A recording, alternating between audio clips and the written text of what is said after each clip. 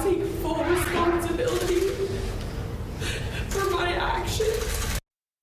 A South Carolina woman will spend more than 2 decades in prison for drunkenly crashing into a golf cart. Jamie Komoroski killed a Charlotte bride and injured several other people in last year's Folly Beach collision, and this sentence comes after Komoroski pleaded guilty to all charges that she faced. Queen City News reporter Caroline Boyer joins us now. And Caroline, there was a lot of emotion here in the courtroom today in South Carolina.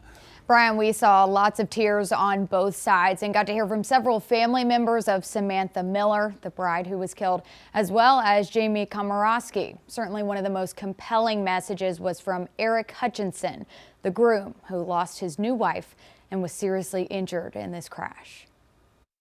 I think about that night every single day. In the last moments I had with Sam on the golf cart, she told me she didn't want the night to end. And I kissed her on the forehead. And then the next thing I remember is waking up in the hospital. On Monday, in front of a courtroom, Eric Hutchinson tearfully shared details of the night that changed his life forever. Do you know what it's like to vow to protect your wife and to do anything for her, and then to lose her hours after that? 27-year-old Jamie Komoroski wiped her eyes, waiting for her sentence, listening as person after person came up and shared about Samantha Miller, the woman killed in the April 2023 drunk driving crash. She died. We died. And she doesn't get a partial sentence. She doesn't get to come back to life in 10 years or 20 years. You have ruined so many people's lives. And I hope you understand what you did. Investigators say Komoroski was going 40 miles faster than the speed limit, with a blood alcohol level 3 times the legal limit.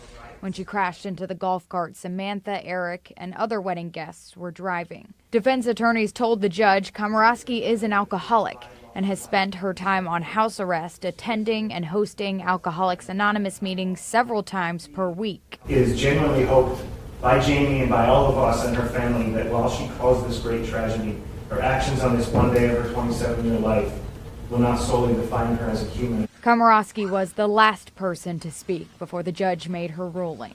The 27-year-old used her time to accept responsibility for her actions and apologize. Hopefully one day you will be able to forgive me, but I know forgiveness must be earned, regardless of whether that day ever comes. Please know that I will always be devastated, deeply ashamed, and terribly sorry for what I have done. This was Komoroski's reaction moments after learning she will spend 25 years in prison. Walking out of the courtroom, it appears she was mouthing to her family members, "It's okay, it's okay." A spokesperson for Samantha's family says she hopes this sentencing will set a precedent. Sam did nothing wrong that night. She did nothing wrong.